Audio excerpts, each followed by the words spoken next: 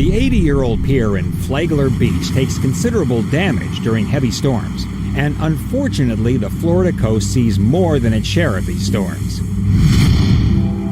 The city determined that in order to keep the 50-foot-high landmark standing, it would have to be stabilized before another storm destroyed it. The construction crew began their work, and for a few months, things were fine. Until the next big storm hit. Huge waves began to pound the pier, and instead of getting the heck out of there, the workers continued to work desperately at securing their crane. But then, in a split second, one of the men was overtaken by an immense wave. He was now submerged in the violent water below. But then, while his co-workers looked for him, the entire pier collapsed.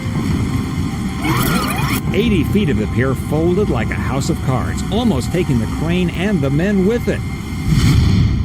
Luckily, the men were able to make it safely to shore, and miraculously, their man overboard was later able to float to shore clinging to a piece of the pier, the very pier that almost did him in. He was a little hypothermic, but otherwise okay.